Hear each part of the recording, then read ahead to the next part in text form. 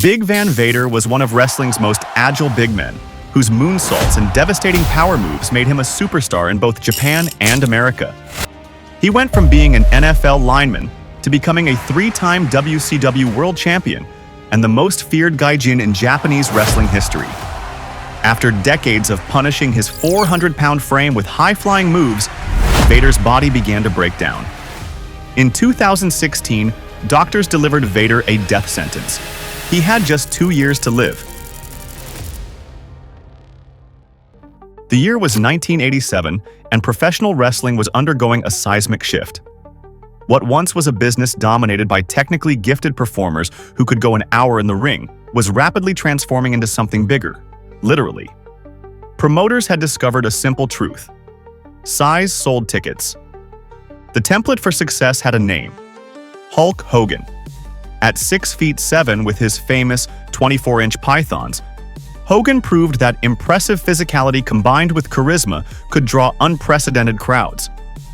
Every promoter wanted their own Hulk Hogan, but genuine superstars were rare. Promoters began recruiting athletes with proven backgrounds: football players, weightlifters, martial artists.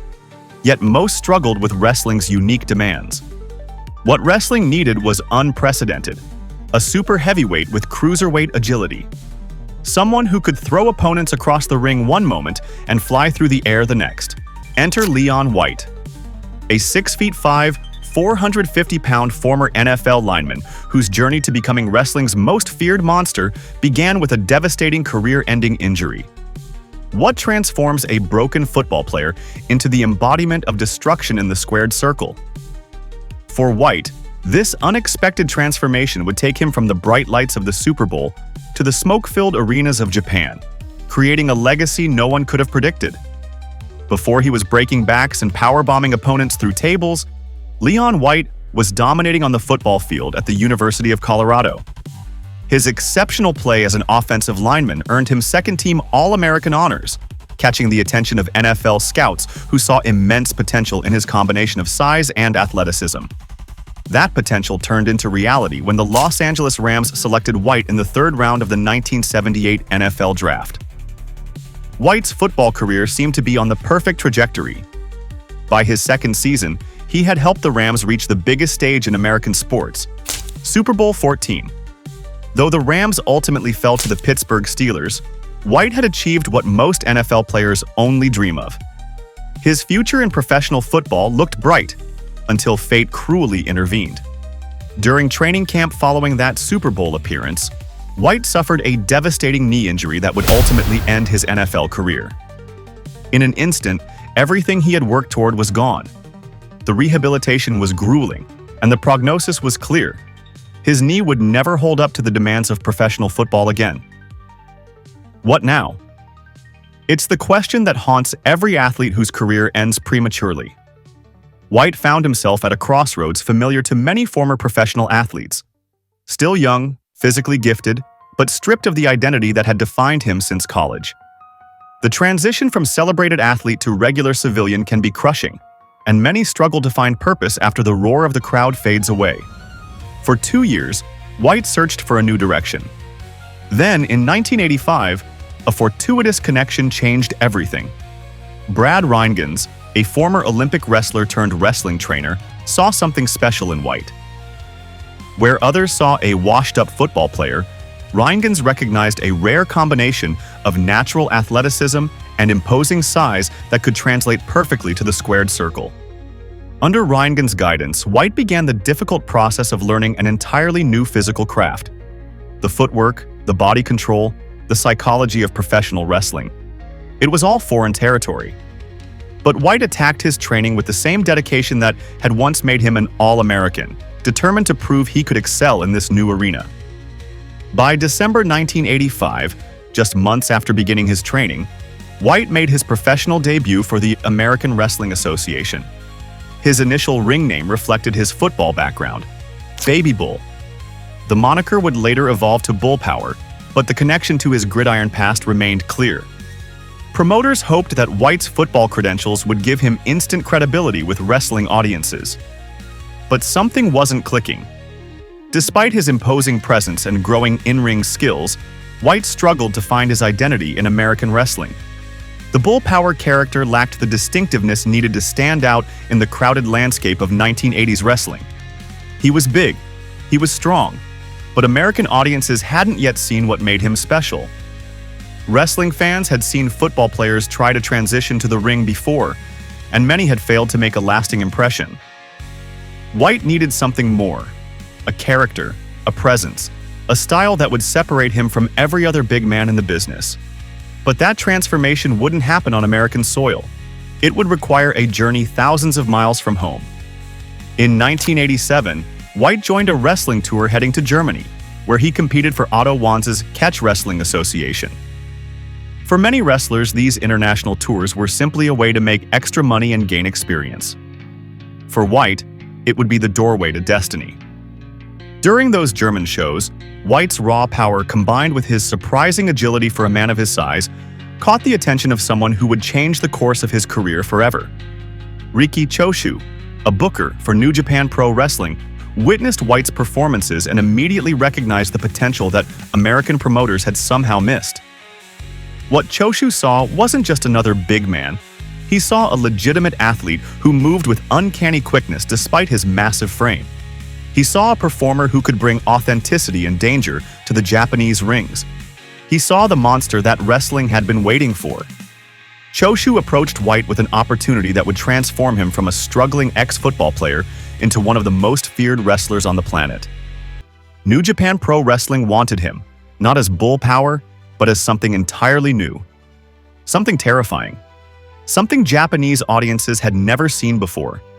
For White, this invitation represented more than just another booking. It was a chance to reinvent himself completely. A chance to leave behind the shadow of his football career and forge a new legacy in a land where his size and strength would be weaponized in ways American promoters had never imagined. As White boarded the plane to Japan, he couldn't have known that the character waiting for him would become one of the most iconic in wrestling history. He couldn't have known that the helmet, the mask, and the name they had prepared for him would strike fear into the hearts of wrestlers and fans alike for decades to come. The flight to Japan was no ordinary journey for Leon White. What awaited him wasn't just another wrestling gig, it was a complete transformation that would redefine what a monster heel could be. Japan saw something in the massive American that US promoters couldn't fully envision. A physically imposing force capable of becoming an object of genuine terror, not just another big man going through the motions. When White stepped off that plane in December 1987, he wasn't yet Big Van Vader. The character New Japan Pro Wrestling had in mind would push boundaries in ways the American wrestling scene hadn't dared. Japanese promoters understood that creating a truly fearsome villain required more than just size. It demanded presence, mystique, and the kind of legitimacy that only came from authentic physical dominance. The transformation began with the mask. Not just any mask, but an intimidating black face covering that obscured White's features while emphasizing his massive frame. Then came the crowning touch, the smoking helmet. This wasn't merely a costume piece, it was psychological warfare. As White made his entrance, the helmet would shoot smoke into the arena, creating an otherworldly effect that made fans genuinely uncomfortable. This wasn't your typical wrestling entrance. This was the arrival of something monstrous. The character itself drew inspiration from Japanese folk traditions, giving it cultural resonance that American audiences might not fully appreciate. For Japanese fans, this wasn't just another foreigner coming to their shores. This was a manifestation of something primal and threatening, crafted specifically to provoke visceral reactions. The name itself, Big Van Vader, carried a weight and menace that Bull Power never could. But the true genius of Vader's Japanese transformation went beyond aesthetics. It was in how perfectly the character aligned with Japan's distinctive wrestling philosophy. Where American wrestling often prioritized theatrical storylines and larger-than-life personalities, Japanese puroresu demanded something more fundamental: believable fighting spirit and legitimate physical confrontation. In the Big Van Vader character, White found the perfect vehicle to embrace this philosophy. Every strike looked and felt devastatingly real. His style didn't just simulate combat, it existed in that razor-thin space between performance and actual fighting. When Vader hit someone, they stayed hit. When he suplexed an opponent, the impact reverberated through the building. The line between Leon White the Performer and Vader the Destroyer became increasingly blurred. What made him truly revolutionary wasn't just his willingness to hit hard, it was his shocking mobility for a man his size. Most 450-pound wrestlers moved like they were wading through quicksand. But Vader could move with the explosive power of a much smaller man. His signature Vader Bomb, climbing to the second rope and launching his massive frame onto a prone opponent, showcased an athleticism that defied physical logic. Japanese fans, with their sophisticated understanding of wrestling as physical art, immediately recognized something special in this gaijin monster. Here was a foreigner who not only respected their wrestling traditions but elevated them through his unique combination of size, power, and athletic ability. He didn't just adapt to the Japanese style, he transformed it through sheer physical dominance.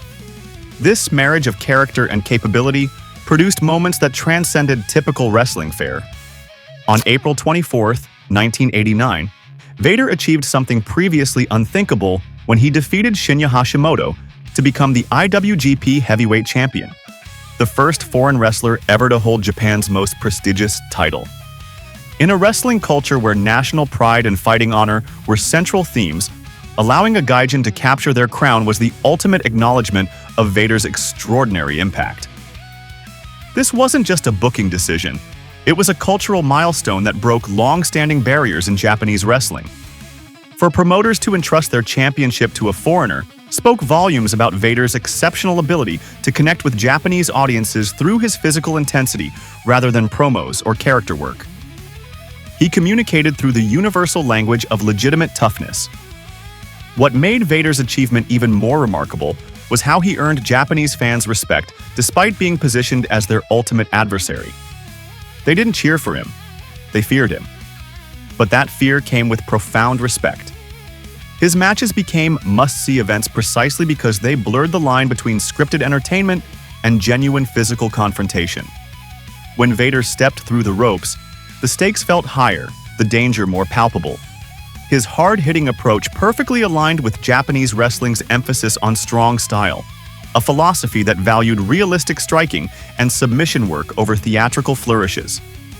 Vader didn't just participate in this tradition, he became one of its most feared practitioners. His forearm strikes weren't just for show, they contained enough force to legitimately stagger opponents. His power moves weren't just visually impressive, they carried genuine impact that sometimes resulted in real injuries. Yet what truly separated Vader from other gaijin monsters who had come before him was his willingness to absorb punishment as readily as he dished it out. Japanese wrestling culture valued fighting spirit above all else, the ability to endure hardship and still push forward. Vader embodied this quality not through dramatic selling, but through his authentic toughness. When struck with a stiff kick or punch, he didn't crumple dramatically. He absorbed the blow and came back with something even more devastating.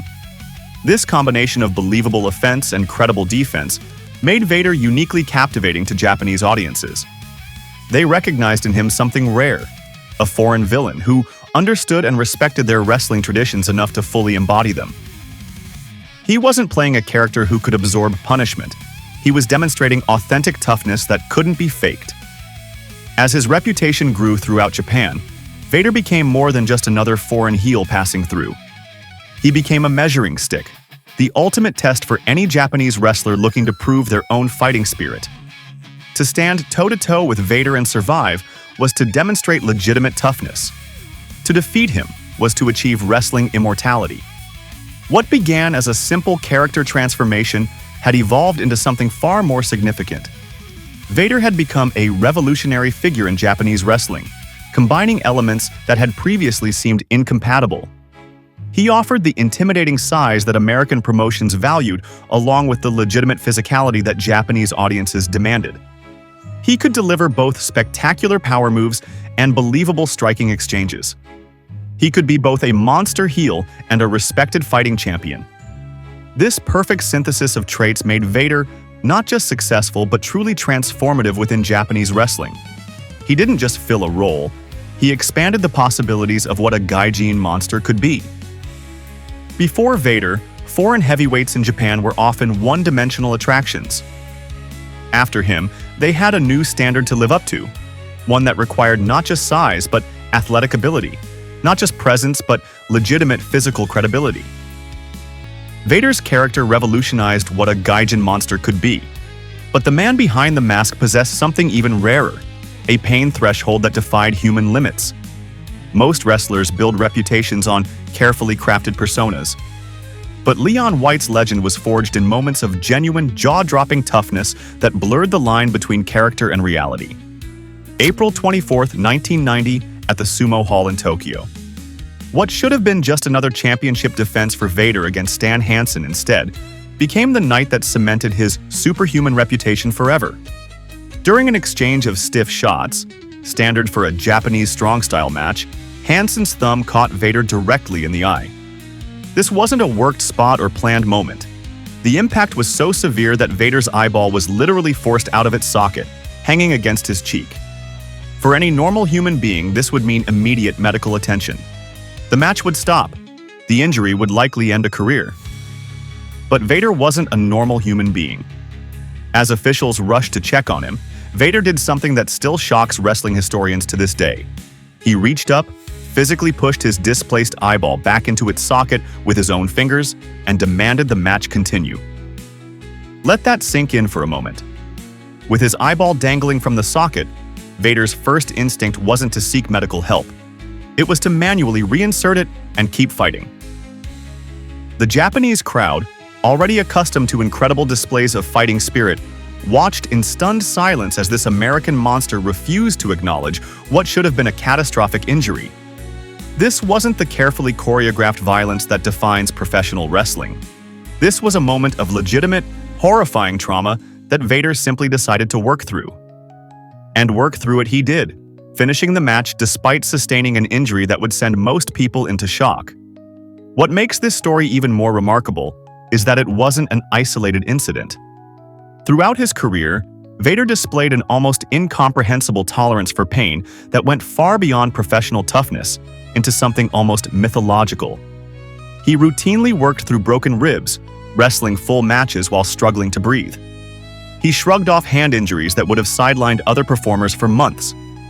Concussions, which are now treated with extreme caution, were just another day at the office for the man behind the mask. This supernatural ability to absorb punishment earned Vader a unique form of respect among his peers, though often from a distance. Many wrestlers who faced him speak of both admiration and hesitation. They respected his legitimacy and commitment to physical intensity, but that same quality made many hesitant to work with him. Being in the ring with Vader meant accepting a simple truth. You were going to get hit, and hit hard. Working with Vader was like being in a car accident that lasted 15 minutes, one former opponent recalled. His forearm shots weren't the theatrical strikes common in American wrestling. They were delivered with thunderous force that could legitimately daze his opponents. In an industry built on the illusion of combat, Vader brought something dangerously close to the real thing. What made Vader truly extraordinary, however, wasn't just his capacity to endure pain. It was how he combined that toughness with unexpected athletic ability.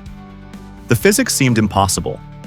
How could a man weighing over 450 pounds move with such agility? Yet there he was, ascending to the second rope and launching into moonsaults, backward somersaults that smaller cruiserweights struggled to execute properly. Imagine the sight. A man the size of a small refrigerator flying through the air with the grace of someone half his size before crashing down with devastating impact.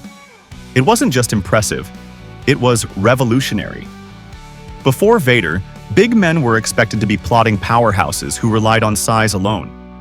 He shattered that template completely, executing drop kicks, leaping clotheslines, and even top rope maneuvers that defied every convention about what super heavyweights could do. This combination created something wrestling had never seen before. A performer with legitimate monster size and power, who could also work at a pace and athletic level previously reserved for much smaller competitors. He wasn't just big, he was explosively agile. He wasn't just tough, he was legitimately dangerous. He wasn't just intimidating, he was technically proficient. Japanese fans recognized this rare combination immediately, embracing Vader as a unique force of nature whose matches delivered something they couldn't see anywhere else. His bouts became must-see spectacles where the impossible seemed routine. Could he really drop-kick an opponent at that size?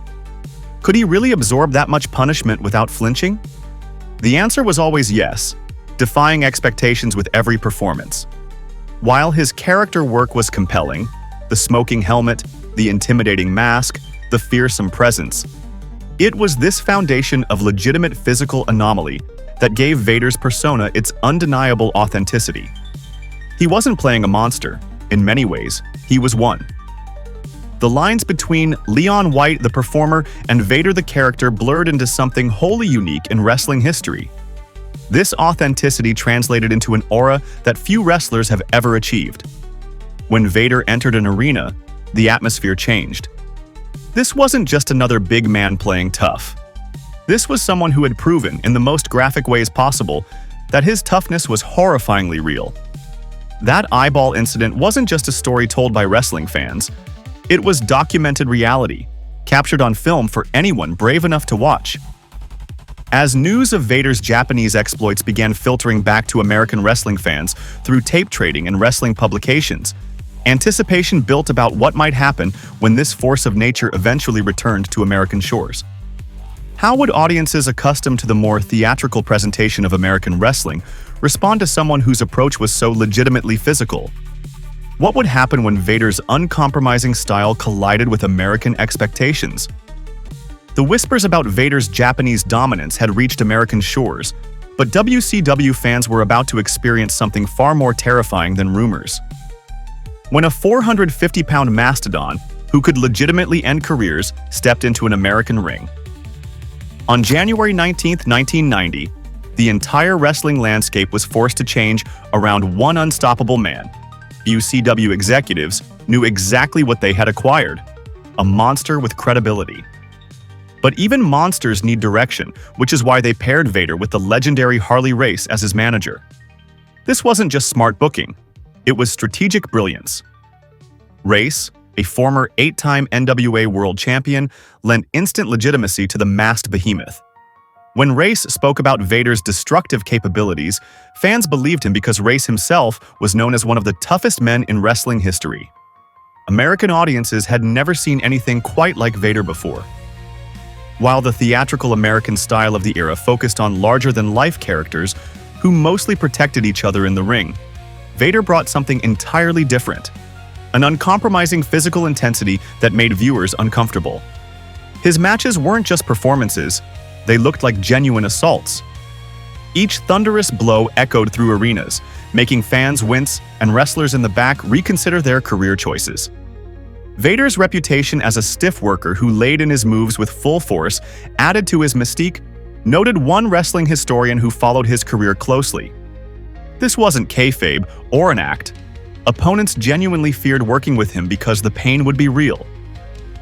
The fear Vader generated reached new heights during a match where he broke Joe Thurman's back with a power bomb. This wasn't a storyline injury or an exaggeration. The impact of Vader's move caused legitimate, career-altering damage.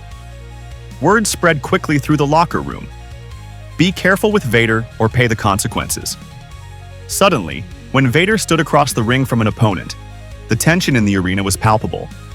Fans weren't just watching a match, they were witnessing someone fighting for survival. UCW found the perfect showcase for their new monster in Sting, the company's most popular babyface. Their feud became an instant classic built on a simple but compelling dynamic: the colorful, athletic hero against the unstoppable force of nature. Their confrontations felt like watching David versus Goliath, except Goliath moved with shocking speed and agility. When Sting would finally connect with his signature Stinger Splash, arenas would erupt, not just because it was an exciting move, but because anyone willing to deliberately collide with Vader seemed to be tempting fate itself. The company quickly realized Vader's value as their premier monster heel. While most big men were slowly escorted up the card over months or years, Vader smashed through the hierarchy with the same force he used to demolish opponents. His rise was meteoric by wrestling standards, culminating in winning the WCW World Heavyweight Championship from Ric Flair.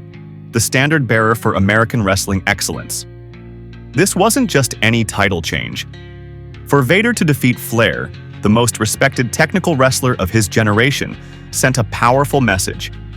Technique and experience couldn't overcome this force of nature. Over his WCW tenure, Vader would become a three-time world champion, each reign establishing him further as the company's most dominant figure. What made Vader truly special was how his presence transformed the entire roster. Every babyface in WCW now had to be measured by one question: could they credibly stand up to Vader?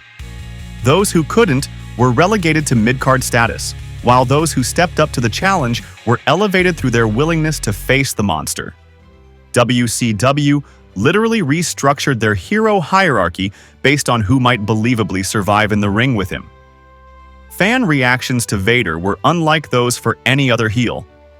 When most villains appeared, crowds would boo and jeer, standard responses to wrestling bad guys. But when Vader's music hit, a different energy filled the arena. There was fear, genuine concern for his opponents, and a distinct uneasiness that something truly dangerous might happen. This wasn't just another wrestling match. It was a potential catastrophe unfolding before their eyes.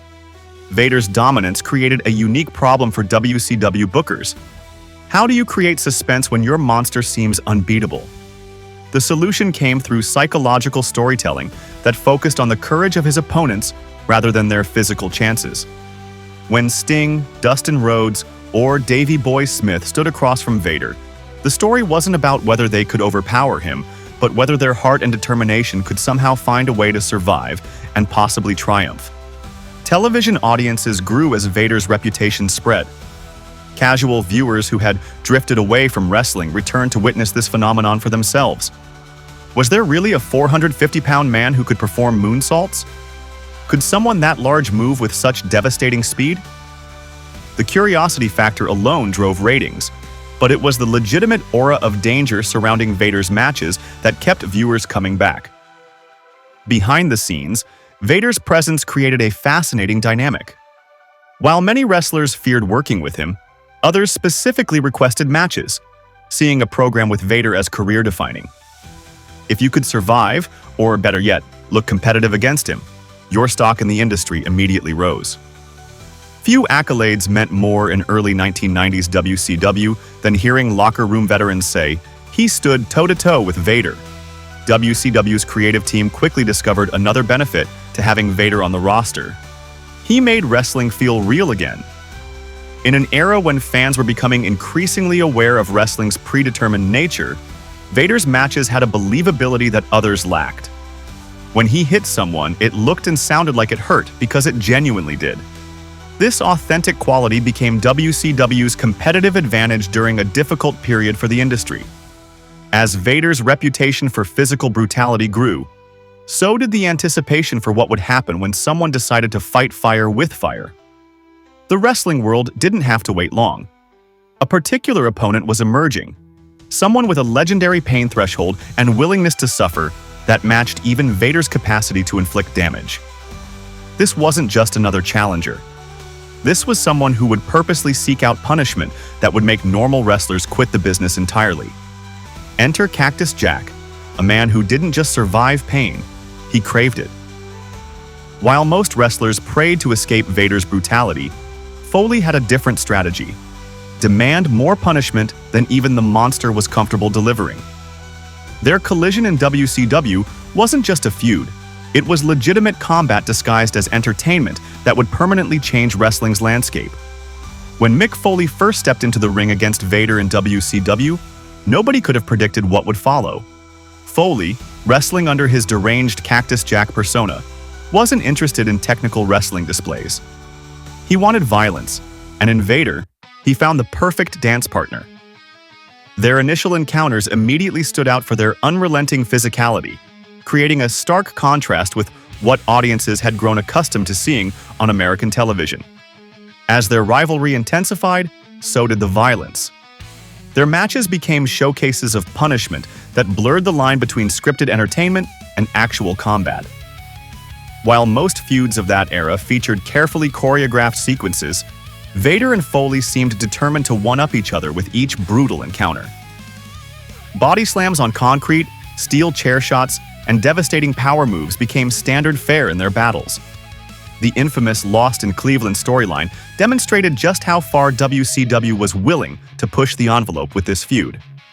After a particularly savage beating at Vader's hands, storylines portrayed Foley as suffering such severe trauma that he developed amnesia, wandering the streets of Cleveland with no memory of who he was. This wasn't just another wrestling angle, it was psychological horror dressed as sports entertainment, elevating their rivalry beyond simple physical confrontation into something more disturbing and compelling. Their Texas death match raised the bar for extreme wrestling in America. This wasn't the sanitized violence typical of early 90s wrestling. It was a gruesome spectacle that had viewers genuinely concerned for the participants' well-being. The match structure, which allowed for continuous punishment until one man couldn't answer a 10 count, was perfectly suited for showcasing both Vader's destructive power and Foley's unnatural ability to absorb punishment. But nothing in their American encounters compared to what happened in Munich, Germany, in March 1993. During their match, Vader executed a power bomb on Foley, but not onto the protected ring canvas, onto the exposed concrete floor. The impact was catastrophic. In the chaos that followed, a moment that changed everything for me in wrestling. Despite suffering an injury that would send most people rushing to the hospital, Foley insisted on finishing the match. This wasn't just toughness. It was a level of dedication to performance art that defied rational explanation. What made the Vader-Foley feud so revolutionary wasn't just its violence, but how that violence was used to tell a compelling story. Each match built upon the previous encounter, escalating the stakes and intensity. This wasn't mindless brutality, it was physical storytelling at its most visceral. Vader portrayed the unstoppable force, while Foley's willingness to endure increasingly horrific punishment made him the ultimate immovable object. The impact of their feud extended far beyond their own careers. As footage of their matches circulated among wrestling fans, a new generation of performers took note. The physical intensity they displayed would eventually influence the development of hardcore wrestling styles that would dominate the late 1990s, particularly in ECW and later WWE's Attitude Era. The Vader-Foley blueprint, combining legitimate physical impact with compelling character work, became a template for creating memorable wrestling feuds. For Vader, the feud cemented his reputation as wrestling's most dangerous opponent. If this monster could inflict this level of damage on someone as willing as Foley, what could he do to those who weren't prepared to sacrifice their bodies? The mystique around Vader grew exponentially, making him an even more valuable commodity in the wrestling business. For Foley, the feud was transformative in different ways. Before facing Vader, he was viewed as a brawler with limited appeal. After surviving wrestling's most destructive force, Foley earned a level of respect that would follow him throughout his career. His willingness to endure Vader's brutality established the hardcore legend persona that would eventually make him a main event star and WWE champion years later. Industry figures have frequently cited this program as one of wrestling's most influential. Wrestling historian and journalist Dave Meltzer has called their matches revolutionary in American wrestling, noting how they changed audience expectations for physical storytelling. Fellow wrestlers have studied these matches as masterclasses in how to make violence meaningful rather than gratuitous. The cultural impact of the Vader-Foley feud extends beyond just wrestling history. Their battles represented a significant shift in what American television audiences would accept in terms of violence and physical storytelling. While previous wrestling feuds maintained a certain cartoonish quality, Vader and Foley brought a realism that was both uncomfortable and compelling. When blood appeared on screen, viewers knew it wasn't the product of hidden razor blades. It was the result of legitimate impact. What's perhaps most remarkable about their rivalry is how it elevated both men despite its brutality. This wasn't a case of one wrestler being sacrificed to make another look strong. Through their willingness to push physical boundaries, both Vader and Foley emerged as bigger stars than before they met. Their matches didn't just entertain, they told the story of two men willing to sacrifice their bodies for their art in ways that resonated deeply with audiences. With his reputation as wrestling's most feared monster firmly established, Vader finally arrived in the WWF at the 1996 Royal Rumble. The moment was electric. Here was the Destroyer, who had terrorized 3 continents, entering the biggest wrestling company in the world. Fans who knew his work in Japan and WCW held their breath as Vader stormed the ring from the number 13 position, quickly eliminating 4 competitors before Shawn Michaels eventually tossed him out. The message seemed clear. Vader was going to be an unstoppable force in the WWF. The initial plans for Vader couldn't have been more promising. Vince McMahon positioned him as the ultimate monster heel, managed by Jim Cornette and flanked by other villains like Owen Hart and the British Bulldog in a stable called Camp Cornette. The blueprint had been drawn. Vader would steamroll through the roster before eventually challenging for the championship. And not just any championship program, he was slated to face the company's golden boy, Shawn Michaels. The original booking plans revealed something even more shocking. Vader wasn't just supposed to face Michaels at SummerSlam 1996. He was actually scheduled to win the WWF Championship. This was almost unheard of for a newcomer, especially one with Vader's physically imposing style. It spoke volumes about how much potential McMahon saw in the character. For a brief moment, it seemed Vader would reach even greater heights than his WCW and Japanese runs. But then came SummerSlam 1996, and the infamous moment that many wrestling historians point to as the beginning of Vader's WWF downfall.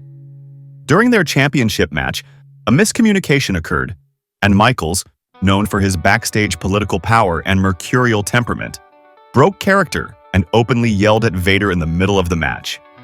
The monster who had terrorized wrestling's biggest stars was being dressed down on live pay-per-view. What fans didn't know was that the problems ran much deeper than one awkward in-ring moment. Behind the scenes, Shawn Michaels had apparently voiced complaints about Vader's personal hygiene, claiming the big man hadn't washed his ring gear. It seems almost absurd. The feared monster who had popped his own eyeball back into its socket was being undone by locker room politics and petty complaints. The consequences came swiftly. The planned championship program with Vader was scrapped entirely, and Psycho Sid was inserted as Michaels' next challenger instead. Just like that, Vader went from being the company's next top heel to just another name on the roster. The pattern that would define his WWF run had been established. Big introduction, promising start, then inexplicable scaling back. Vader did get some high-profile programs after the Michaels situation, most notably a feud with The Undertaker. Their match at Canadian Stampede showcased Vader's ability to work with larger opponents, proving he could still deliver the quality performances when given the opportunity. But these matches, despite being well-received, never led to Vader reclaiming the top monster position that seemed guaranteed when he first arrived. Instead, Vader's character began suffering the death of 1,000 cuts.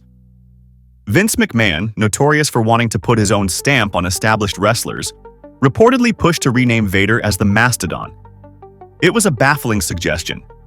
Vader was already one of the most established character names in wrestling, with recognition across multiple continents.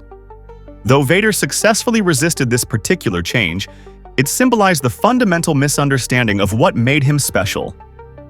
The most telling sign of Vader's diminished status came in his later feuds. The man who had headlined major shows against Sting, Ric Flair, and the Great Muta was now wrestling mid-card programs with Goldust and Mark Henry. These weren't bad matches, but they represented a stark contrast to his monster status elsewhere.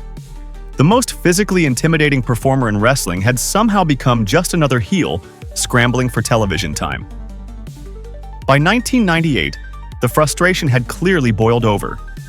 The man who had been promised championship glory was now lost in the shuffle, with no clear creative direction. For a performer who had been positioned as an unstoppable force in every previous company, this treatment was simply unacceptable. When Vader finally asked for his release from the WWF in 1998, it marked the end of what should have been his crowning achievement, a run with wrestling's largest company that would cement his legacy.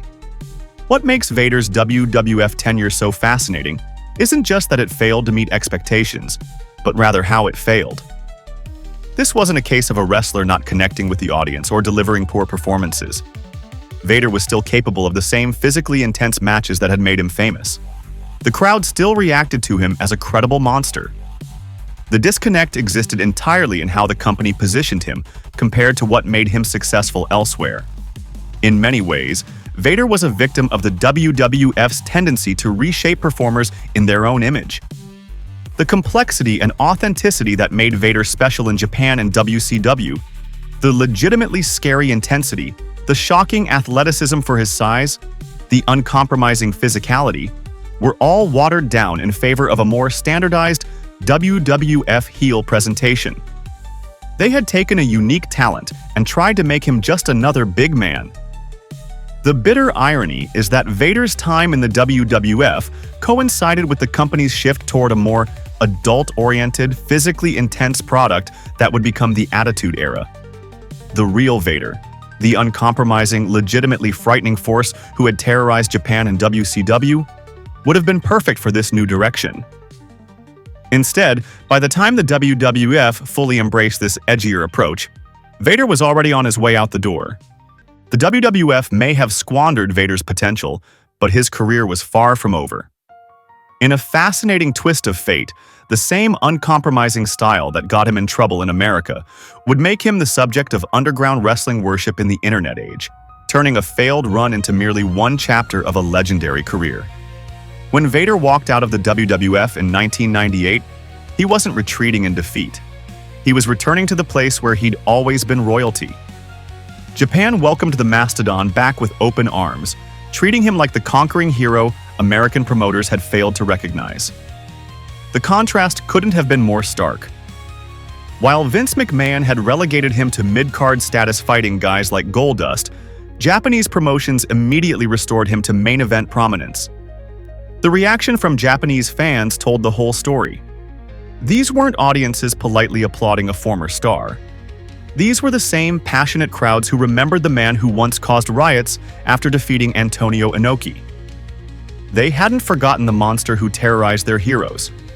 In Japan, Vader wasn't just another big guy. He was professional wrestling's ultimate final boss. This period of Vader's career revealed just how dramatically Japanese and American wrestling philosophies had diverged. In the WWF, backstage politics and creative disagreements had steadily eroded his standing. Meanwhile, All Japan Pro Wrestling embraced everything that made Vader special: his legitimately stiff strikes, his surprising agility, and his uncompromising approach to physicality. They didn't try to water down his character or rebrand him with ridiculous new names. They simply let Vader be Vader. Throughout the early 2000s, Vader continued delivering the goods in high-profile matches across major Japanese promotions. When Pro Wrestling Noah emerged as a powerhouse, Vader joined their roster and maintained his status as one of wrestling's most intimidating figures. While American fans were being fed a steady diet of WWE's increasingly cartoonish presentation, Japanese audiences were witnessing the authentic Vader experience: bone-crushing strikes, devastating power moves, and that same surprising athleticism that defied his massive frame. What's most remarkable about this period is how Vader maintained his credibility well into his 40s and beyond. Most super heavyweights see their capabilities drastically diminish with age. Their already limited mobility further decreases, their wind gets shorter, and their matches become increasingly difficult to watch. But Vader continued performing at a high level, delivering the hard-hitting matches fans expected, even as his body absorbed punishment that would have ended most careers years earlier. The irony of Vader's renaissance wasn't lost on American wrestling insiders. Here was a performer the biggest American promotion had essentially discarded, continuing to draw money and create compelling matches overseas. Every thunderous chop and explosive powerbomb in a Japanese ring was a reminder of what American audiences were missing. Vader did make occasional returns to American wrestling, including appearances in TNA, Impact Wrestling. These brief runs served to reintroduce him to younger American fans who might have missed his prime years. While these appearances didn't reach the heights of his Japanese work during this period, they kept his name in circulation within American wrestling circles. In 2012, WWE brought Vader back for a memorable confrontation with Heath Slater during a Legends program. For longtime fans, it was a bittersweet moment, a glimpse of the monster they remembered, but also a stark reminder of how poorly he'd been utilized during his full-time run with the company. When Vader's music hit and he stormed to the ring, the audience reaction made it clear. They hadn't forgotten what made him special, even if WWE's creative team had failed to capitalize on it years earlier. Perhaps the most unexpected development in Vader's later career was his emergence as a cult hero among internet wrestling fans in the 2000s. As high-speed internet became commonplace, footage of Vader's legendary Japanese matches began circulating among hardcore wrestling enthusiasts. Young fans who had only seen his watered-down WWF run were suddenly discovering the real Vader, the unstoppable force who had revolutionized what a super heavyweight could do in the ring. Online wrestling forums buzzed with discussions of his most brutal matches. Clips of his moonsaults and devastating power moves circulated on early video-sharing platforms. Wrestling journalists and historians began re-evaluating his place in the pantheon of all-time greats. In the digital age, Vader's legend grew beyond what it had been during his active career, as fans could now access his entire body of work, free from the limitations of what American television had been willing to show. This digital rediscovery coincided with a new generation of wrestlers who clearly showed Vader's influence. Suddenly, the wrestling world was seeing big men who could move like cruiserweights, who weren't afraid to leave their feet, who combined intimidating size with surprising athleticism. The DNA of Vader's revolutionary approach was evident in performers who had studied his matches on VHS tapes and internet clips. When you watch modern super heavyweights execute top rope maneuvers or display agility that defies their size, you're seeing Vader's legacy in action. He didn't just change what was possible for wrestlers of his era. He permanently altered expectations for what big men in wrestling could accomplish. The moonsault, once considered a move exclusively for lighter performers, became a possibility for larger wrestlers because Vader had shattered that ceiling decades earlier. What makes Vader's later career so fascinating is how it ultimately secured his legacy despite the mishandling he experienced in the WWF. Had his career ended after his disappointing American run, he might have been remembered as just another casualty of bad booking, a monster who couldn't translate his overseas success to the biggest American stage. Instead, by continuing to thrive internationally and becoming an underground favorite among a new generation of wrestling fans, Vader cemented his place as one of wrestling's most influential figures. His career trajectory offers a powerful lesson in wrestling's global nature and the different values of various wrestling cultures. While American promotions often prioritized character and storytelling over in-ring credibility, Japanese promotions recognized that Vader's legitimacy as a physical performer was his greatest asset. They understood that his aura came not from elaborate storylines or catchphrases, but from the very real sense of danger he brought to every match. The same unforgiving style that made Vader a global phenomenon was silently destroying the man behind the character. For all the punishment Leon White delivered in the ring, his body was absorbing an equal or greater amount, and eventually that debt would come due. The physical toll of Vader's career wasn't just about the spectacular moments that made highlight reels. It was the accumulated damage of thousands of bumps, countless stiff shots, and the brutal wear and tear that came with hurling his 450-pound frame around wrestling rings night after night. While fans cheered the monster, the man was breaking down, piece by piece. Weight management became one of White's most persistent struggles throughout his career. The same massive frame that made him intimidating in the ring created serious complications for his health. Carrying 450 pounds, and sometimes more, put tremendous strain on his joints, cardiovascular system, and internal organs. The constant travel schedule of a professional wrestler made maintaining a healthy diet nearly impossible, creating a vicious cycle where his weight exacerbated existing injuries and created new health problems. But physical challenges weren't the only demons White battled. Behind the scenes, alcohol became a destructive force in his life. He developed a particular fondness for tequila that led to some dark moments away from the spotlight. In 2002, those struggles became public when White was arrested for public intoxication following a heavy drinking episode. just one of several brushes with the law that stemmed from his relationship with alcohol. "I had problems with alcohol," White would later admit, acknowledging how substance abuse had affected both his wrestling career and personal relationships. The drinking wasn't just a recreational activity. It became a coping mechanism for the constant pain, the relentless travel schedule, and the pressure of maintaining his fearsome persona. By 2007, the foundation of White's personal life had completely crumbled. After years of alcohol abuse combined with the grueling demands of a global wrestling schedule, his marriage collapsed. For many wrestlers, the end of a relationship becomes just another casualty of the business, but for White, this moment became a turning point. The breakdown of his marriage forced him to confront the destructive patterns that had taken over his life. In the wake of this personal crisis, White made the decision to quit drinking entirely. He also dramatically reduced his travel schedule, recognizing that the constant grind of wrestling shows around the world was destroying what remained of his health. These changes represented a fundamental shift in priorities, a recognition that the man needed to take precedence over the monster.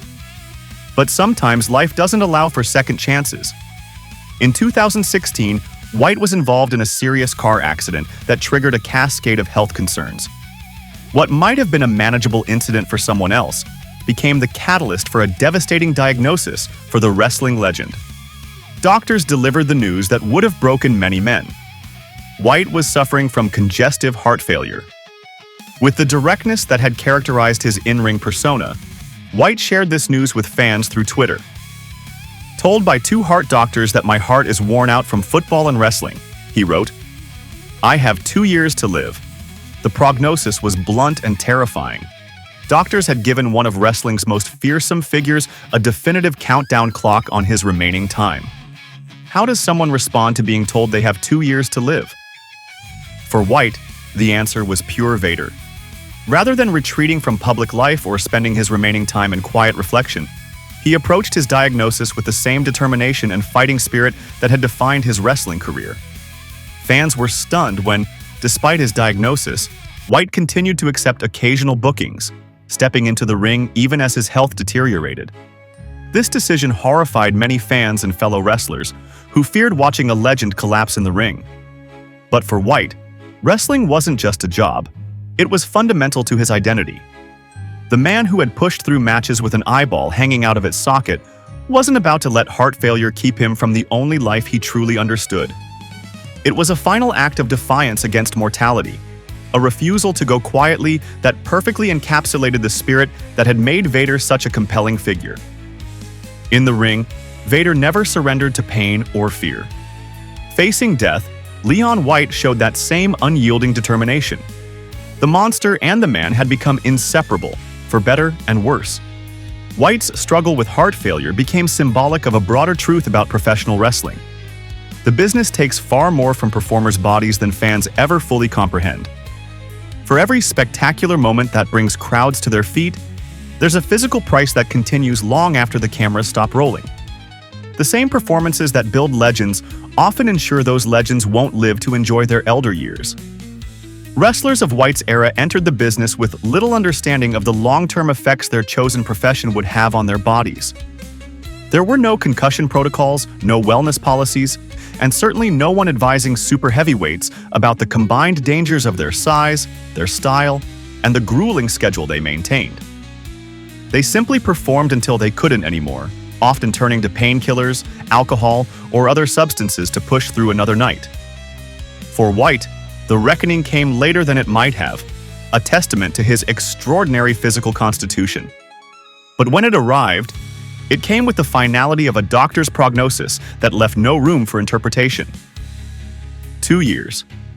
The same body that had carried him to championships across 3 continents had reached its breaking point. When death finally came for Leon White on June 18, 2018, it silenced the roar of the monster. But what happens to a legend's influence when the man behind it is gone? While Vader's heart may have failed him in the end, his revolutionary impact continues to beat through the veins of professional wrestling in ways most fans never recognize.